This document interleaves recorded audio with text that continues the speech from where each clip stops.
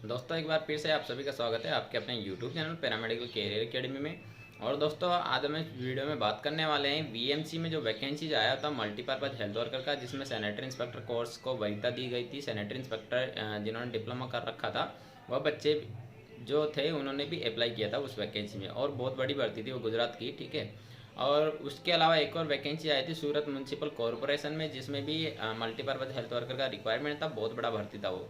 अभी हाल तक का जो भी वैकेंसी जो आया है गुजरात में, उसमें सबसे बड़ा भर्ती है सूरत म्यूनसिपल कॉरपोरेशन का मल्टीपर्पज़ हेल्थ वर्कर का, जिसमें आपसे मल्टीपर्पज़ हेल्थ वर्कर कोर्स मांगा गया है और सैनिटरी इंस्पेक्टर कोर्स मांगा गया है।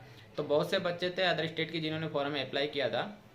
और फॉर्म में अप्लाई करने से पहले जब मैंने वैकेंसीज के बारे में बताया था सूरत म्यूनसिपल कॉरपोरेशन की, तो मैंने क्लियर बताया था कि ये जो पेपर होने वाला आपका गुजराती लैंग्वेज में होने वाला है। अगर आप में से किसी को गुजराती नहीं आती हो तो फॉर्म भरने का कोई मतलब नहीं है। ठीक है। और ऐसा मैंने एक बार नहीं, दो बार नहीं, तीन बार नहीं, चार बार नहीं, कम से कम 10 बार बताया है। ठीक है। हर वैकेंसी गुजरात की कोई सी भी वैकेंसी आई हो, चाहे सैनिटरी इंस्पेक्टर की आई हो, चाहे मल्टीपर्पज़ हेल्थ वर्कर की आई हो, जब भी आई हो, ठीक है, पिछले 3 साल से मैं वीडियो बना रहा हूँ अपने इस यूट्यूब चैनल पर। तो पिछले 3 साल से मैं एक ही बात दोहरा रहा हूँ कि गुजरात में जब भी कोई वैकेंसी जाती है सैनिटरी इंस्पेक्टर की या मल्टीपर्पज़ हेल्थ वर्कर की या सीनियर ट्रीटमेंट सुपरवाइजर की, तो उनका जो एग्ज़ाम होता है, एग्ज़ाम जो पैटर्न है वो गुजराती लैंग्वेज में ही होता है।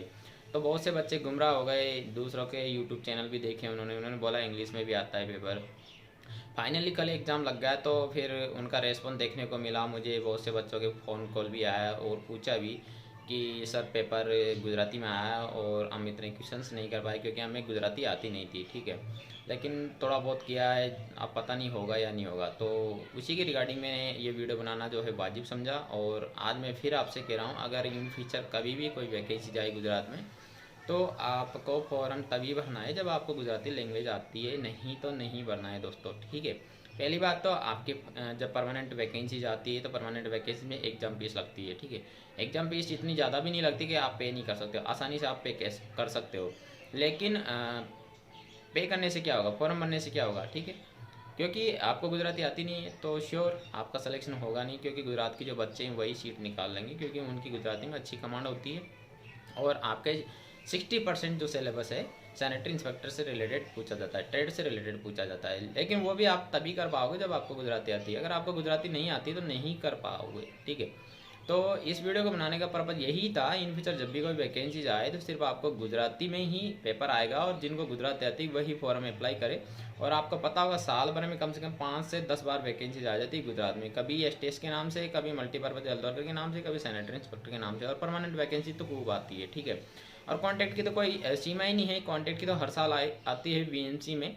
और वो आती है आपके क्या बोलते हैं उसको, अपन बोलते हैं एक तरह से पब्लिक हेल्थ वर्कर के नाम से आती है। ठीक है। और कॉन्ट्रैक्ट बेस पे आती है, 10-11 हज़ार उसमें सैलरी देते हैं, ज़्यादा सैलरी उसमें मिलती नहीं है।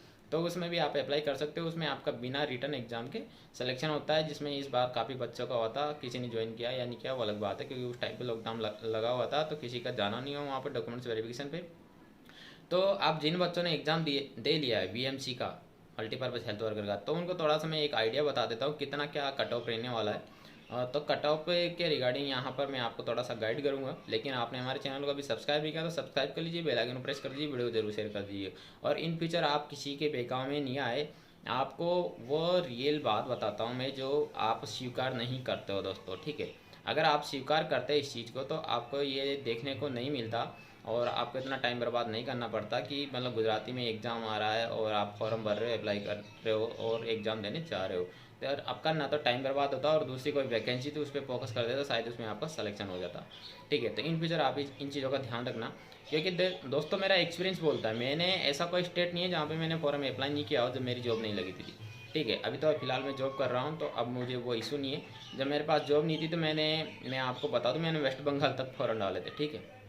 वेस्ट बंगाल तक, आप सोच नहीं सकते ऐसी कोई रिक्वायरमेंट नहीं थी सैनिटरी इंस्पेक्टर की जिसमें मैंने फॉर्म में अप्लाई नहीं किया हो।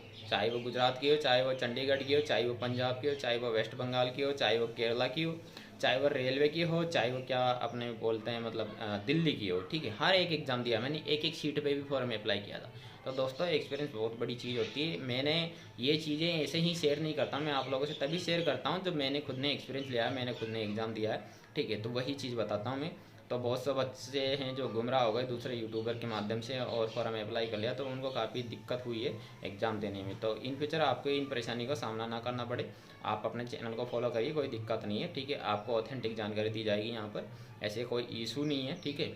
और इन फ्यूचर हम कोशिश करेंगे आपको गुजराती में जो वैकेंसी आती है, तो मान के चलिए मैं बहुत से बच्चों को जॉब लगाने की 100% गारंटी तो नहीं दूंगा, लेकिन दो चार बच्चे हर साल निकाल देंगे अपन, चाहे कॉन्ट्रैक्ट बेस पे निकाले चाहे परमानेंट पे निकाले। बट परमानेंट पे आपको थोड़ी सी जो है मेहनत करनी पड़ेगी, और उसका जरिया मैं बताऊंगा जो पर्सनली मेरे से जुड़े हुए हैं उन्हीं को बताऊंगा, ठीक है। हर किसी को तो मैं बता भी नहीं पाता हूँ क्योंकि इतना टाइम मेरे पास होता नहीं है। तो अब फाइनली अपन बात कर लेते हैं कट ऑफ क्या जाएगा दोस्तों। जैसे कि अदर स्टेट के जो बच्चे हैं, ठीक है, तो जिन्होंने पहली बात तो कितने क्वेश्चन अटैम्प्ट किए उस पर ऊपर डिपेंड करता है। जैसे कि 100 क्वेश्चन आए तो 100 के 100 ही अटैम्प्ट करने होंगे। आपको पता था नहीं था ये चीज़, आपने इंट्रक्शन पढ़े नहीं पढ़े, क्योंकि आपको अगर गुजराती आती है तो शायद आपने इंट्रक्शन भी पढ़े होंगे, जब गुजराती नहीं आती तो आपने इंट्रक्शन में जो है टाइम वेस्ट नहीं किया होगा, ठीक है। तो आपको मैं बता दूँ वहाँ पर 5 ऑप्शन होते हैं, option A, option B, option C, option D, option E, ठीक है। एक क्वेश्चन उसके 5 ऑप्शन, ठीक है। अगर आपको क्वेश्चंस का जवाब नहीं आ रहा है तो आपको करना क्या है, ऑप्शन ई भरना था। अगर आपने वो नहीं भरा तो आपकी फिर भी माइनस मार्किंग हो जाएगी, तो आपका सिलेक्शन वैसे नहीं होना है, ठीक है। तो 100 क्वेश्चन आए तो 100 के 100 ही अटेम्प्ट करने हैं आपको, ठीक है। आ रहा है तो उसका वो राइट पे आपको गोला बनना है, अगर नहीं आ रहा है तो आपको ई वाले पे गोला बनना था, ठीक है। डेट्स इट क्लियर, ये बात क्लियर हो गई। अगर आपने ऐसा नहीं किया तो आप सोचना है मत, आपका सिलेक्शन होगा दोस्तों। अगर मान लीजिए आपने 70 क्वेश्चन किया, 30 क्वेश्चन छोड़ दिए तो 30 की माइनस मार्किंग हो गई, तो आपका वैसे सिलेक्शन नहीं होने वाला, ठीक है।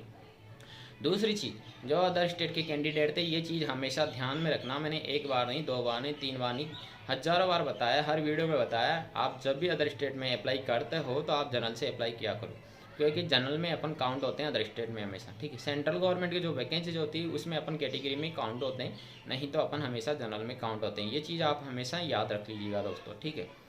तो 2 चीज़ क्लियर हो गई। एक तो जब भी अपन अदर स्टेट में अप्लाई करें तो जनरल से अप्लाई करना है। दूसरी चीज़, गुजरात में जब भी वैकेंसी जाए तो ऑप्शन 5 होते हैं उसमें, ठीक है।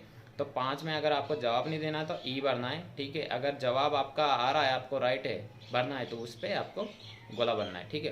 तो 2 चीज़ें मैंने आपकी क्लियर कर दी। अब मैं आपको बता देता हूँ वैकेंसी बहुत ज़्यादा थी, उस मात्रा से आपका कितना क्या कट ऑफ रहने वाला है। तो जनरल का जिसका 60 से 65 के बीच में नंबर आ रहा है, ठीक है, मिनिमम, तो उनका सिलेक्शन होने के 99% चांस है, ठीक है। और उसके अलावा जो कैटेगरी के बच्चे हैं जैसे कि SC ST, ठीक है, SC ST वालों का 40 से 45 के बीच में भी सिलेक्शन हो जाएगा। लेकिन जनरल का जो है कम से कम 60 से 65 के बीच में रहेगा, तो उनके सिलेक्शन होने के चांस है 99%। और मैक्सिमम तो कितना भी जा सकता है, मैक्सिमम तो आप मान के चलिएगा हो सकता है 75 से 80 से या 85 से स्टार्ट हो, लेकिन जो मिनिमम मैं कट ऑफ बता रहा हूँ जनरल की 60 से 65 में सिलेक्शन हो जाएगा, ठीक है।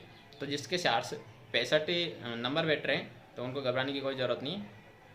आई होप आपके साथ अच्छा हो, और आप सबको होली की हार्दिक शुभकामनाएं मेरी तरफ से। तो इस वीडियो में बस इतना सा ही। Thank you for watching my YouTube channel. Thank you.